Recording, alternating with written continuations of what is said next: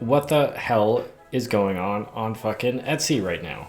If you look on a bunch of online platforms like Etsy that are meant to be these handcrafted, creator-made sort of businesses, a lot of it is actually AI. You'll see these like NSFW model packs, these things that's like turn your dog into family king portrait, selling for, hundreds of dollars.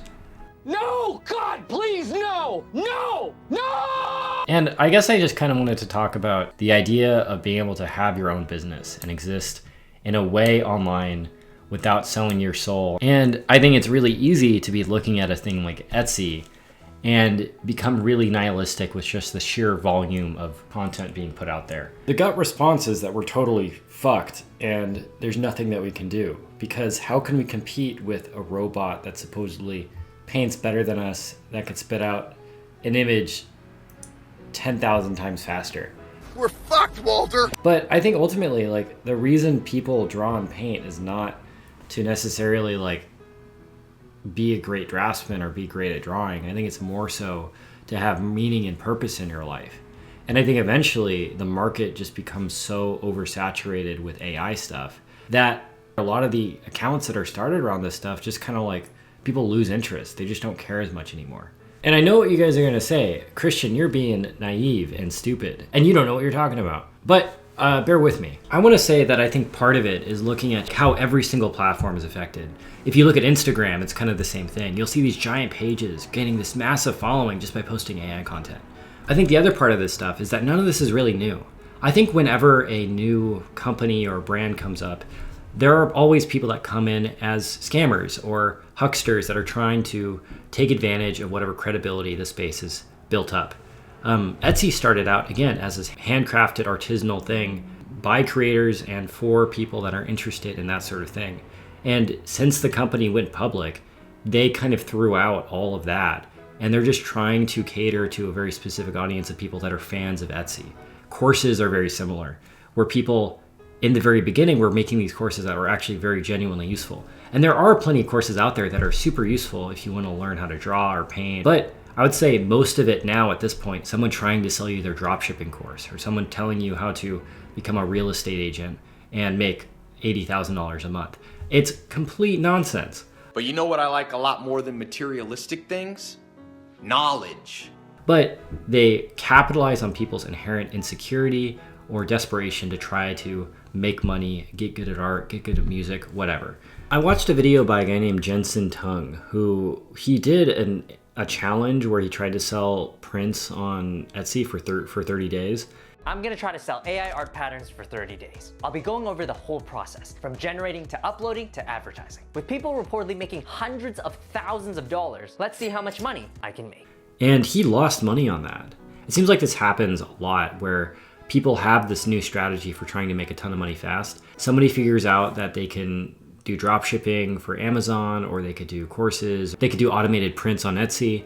And then a lot of people get into it because it's suddenly the new efficient, fast way of making a ton of money. I think a few people probably made a little bit of money starting out, but ultimately most people who are doing it it's probably a waste of time. And I think there's this impulse when you see those things, those thumbnails of, look how fast you can earn money, I'm making $10,000 a month doing this, or $500 a day doing this, or whatever, to get sucked into that and believe that, oh man, like I am missing out. I'm not doing the thing that all these other people are doing to make a ton of money really fast. When you're already feeling dejected and discouraged by people seemingly being very successful at selling AI generated images online, I think it could lead to the thoughts of art and making pictures or drawing just completely pointless. Like, why would I do this thing that could potentially lead to a career when, again, a computer could do it better? But I think the reality of it is that most of those people who are trying those things don't make a lot of money. There's an initial gold rush from people getting into it because there's this new market, this new untapped thing that people could try and do. But a ton of people get into it way too fast. And because there's no actual unique voice being injected into whatever creative thing that they're selling, the demand for it or the oversaturation of the market happens incredibly quickly. Online commerce to me seems like it has a lot more to do with keeping people's trust and actually delivering on the thing you're saying you're going to do versus trying to get as much reach as possible and make the flashiest, sexiest, coolest thing. The false comparison here with Etsy is that I think a lot of people buy into Etsy because it's a handmade, human-made sort of thing. And when it no longer becomes that, it's kind of defeating the purpose of why people are there for in the first place. And I suspect maybe a lot of the actual reviews on a lot of these products are fake. And I might be wrong about that. I'm just, again, speculating. There's initial booms in some very profitable business, and then it kind of levels out. And then people come into the space with some unique, interesting voice. And if you're curious about, I guess, my thoughts on how to make a name for yourself or stand out from the noise, I would say it's mostly something like just try to be yourself.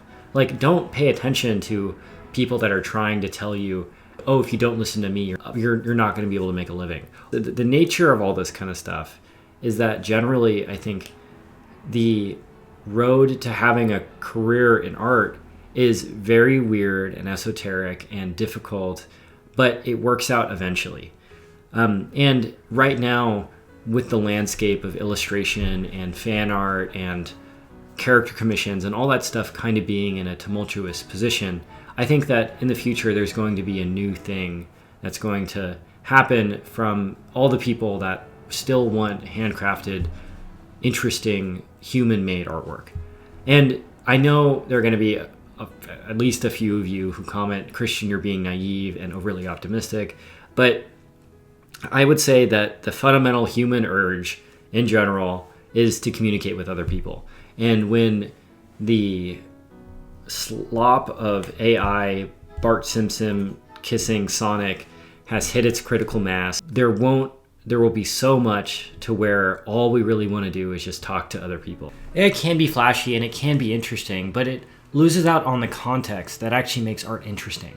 Something like the Mona Lisa isn't the best painting in the world, but the reason everyone knows it and cares about it is because of the history surrounding it. And there is no history surrounding a specific AI image. It's just created out of nothing. There's no story there. There's no struggle. There's no learning. It just exists, which is useful for production sometimes. But I think ultimately the things that grab people's interest from a monetary perspective are the things that inspire them and encourage them to go out in the world and create stuff. Well, I don't know what to do next. I guess I want to talk about the sponsor of this video. It's me. Speaking of learning how to draw, I just released a thing out on my Gumroad about gesture drawing. If you're interested in that, check the link in the description. I guess that's it. Thanks for watching. Goodbye.